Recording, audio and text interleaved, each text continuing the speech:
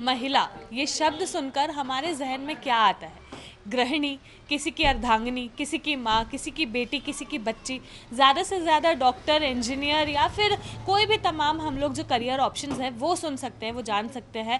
In fact किसी के घर पर काम करने वाली जो दीदी आती है हम उनके बारे में भी सोच सकते हैं। लेकिन क्या कभी भी महिला सुनकर आपके दिमाग में, आपके जहन में आता है गैरेज, मैकेनिक?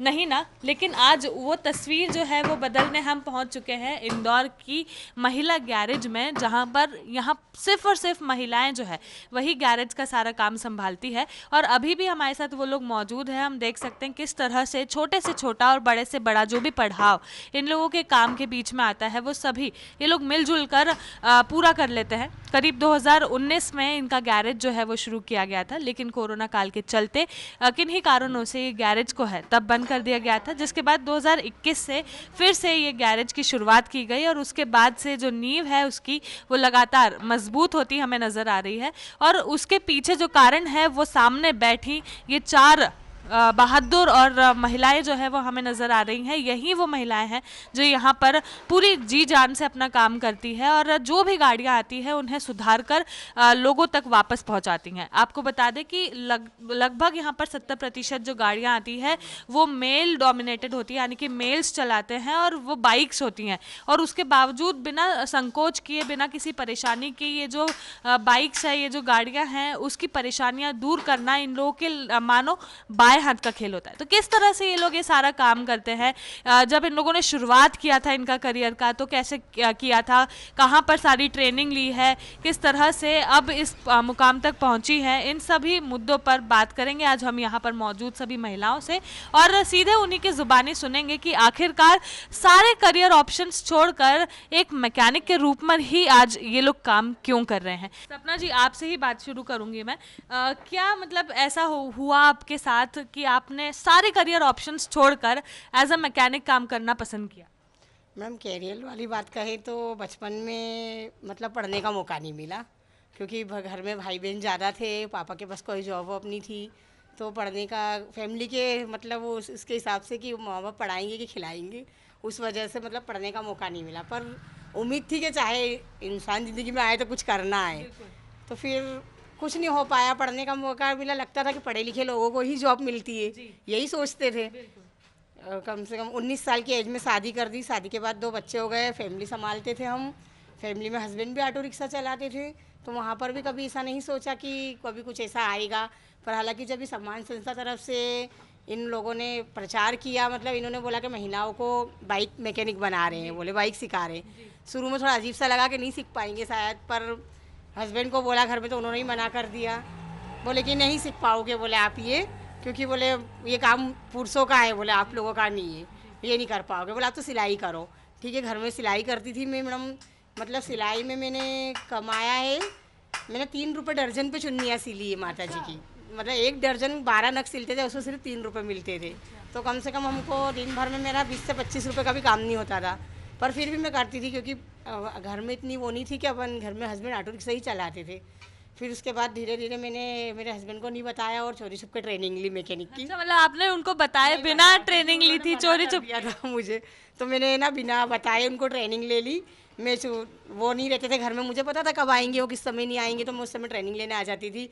और फिर मैंने जब मेरा फर्स्ट बार पेपर में फ़ोटो आया तो मेरे हस्बैंड ने देखा, तो उन्होंने बोला कि तुम बाइक मैकेनिक की ट्रेनिंग ले रहे हो। मैंने बोला हाँ। फिर मैं अब छिपा के क्या करती, बड़ा सस्ता तो था। फिर आपके हस्बैंड ने क्या कहा जब उनको पता चल गया था, पेपर में आ गया था, आपका फोटो छप गया था? फिर उनका रिएक्शन क्या था? मैंने उनको मतलब पेपर में फ़ोटो देखा तो वो अच्छा लगा देख कर, तो पर उन्होंने बोला हाँ ठीक है ले हो ट्रेनिंग, कोई बात नहीं, पर जॉब वॉब करना। क्योंकि सर मैडम जैसे आज मैं जिस ड्रेस में खड़ी हूँ ना, वहाँ हमारी समाज में मतलब अलाउड नहीं है घूंघट में रहना, साड़ी बिना नहीं निकल सकते, मतलब वो परिस्थिति है।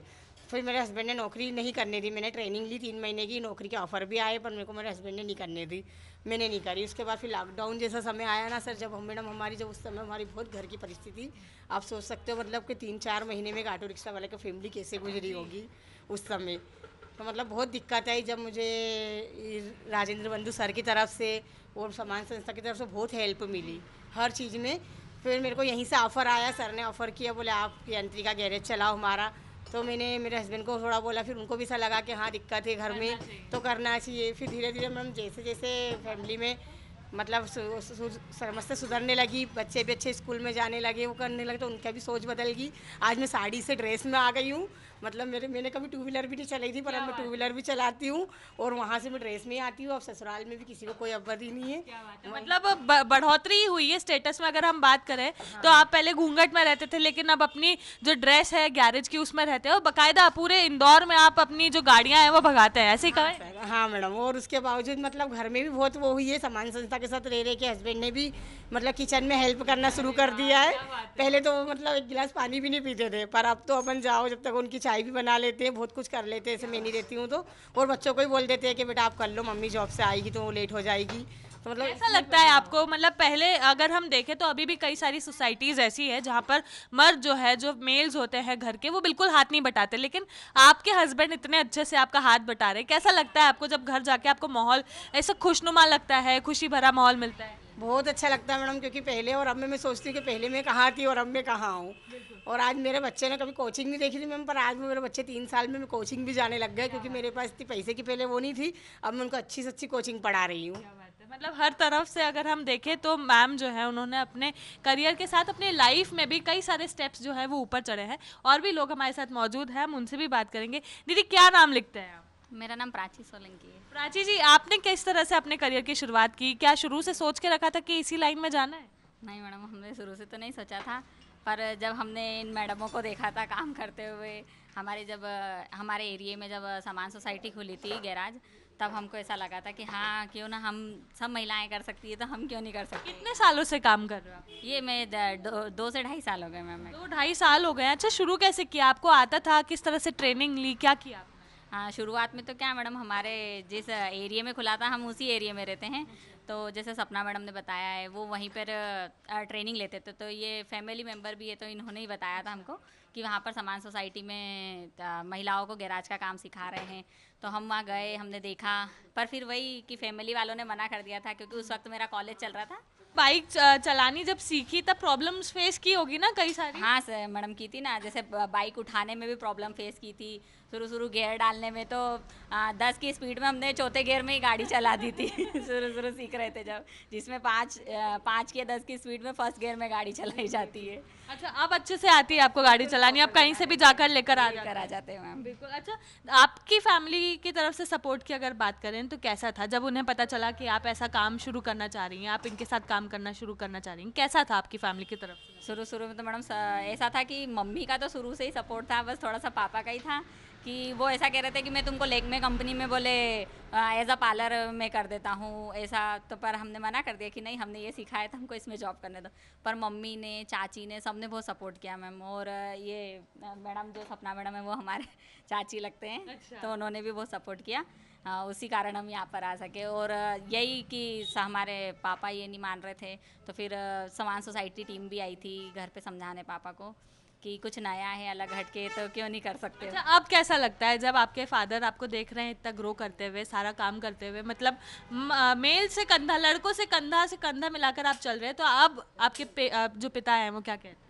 आज मेरे पापा मेरे को बेटा तो नहीं पर बेटी जरूर उस लेवल पे बोल देते कि आज मेरे बेटे बराबर मेरी बेटी है, बोले पूरी। अच्छा, आपके भाई हैं? हाँ मेरा भाई है, बस मुझसे छोटा है मैडम। मैं सब में बड़ी हूँ घर में।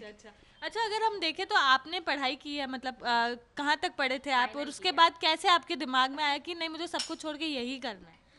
वही मैडम कि जब मैडम उन्होंने ड्रेस में निकलते थे, तो ऐसे आप लोग आते थे, मैडम उन्होंने ड्रेस में निकलते थे, तो अच्छा लगता था कि कुछ अलग हटके ये काम, जैसे हम पार्लर में इनमें करते हैं, सिलाई में, तो कोई इतना स्पेशल नहीं होता है। जैसे लगता है कि हाँ लड़कों से कंधा मिलाकर हम चल रहे हैं, स्पेशल फीलिंग आती है ना मैडम, बिल्कुल अलग। चलो बहुत अच्छी बात है। मतलब प्राची जी भी जिस तरह से बता रही हैं कि लड़कों की बराबरी वो करने लग गई हैं, लड़कों की बराबरी मतलब कंधे से कंधा मिलाकर चलती हैं। हम देख सकते हैं कितने अच्छे से ये लोग यहाँ पर सभी बैठकर काम कर रहे हैं, बिल्कुल सोचना नहीं पड़ रहा है, किसी के भी माथे पर शिकन भी हमें नजर नहीं आ रहा है, सब लोग एकदम मस्त मौला होकर अपना जो काम है वो कर रहे हैं। दीदी आपसे भी बात करना चाहूँगी मैं, आप इधर आइए प्लीज़।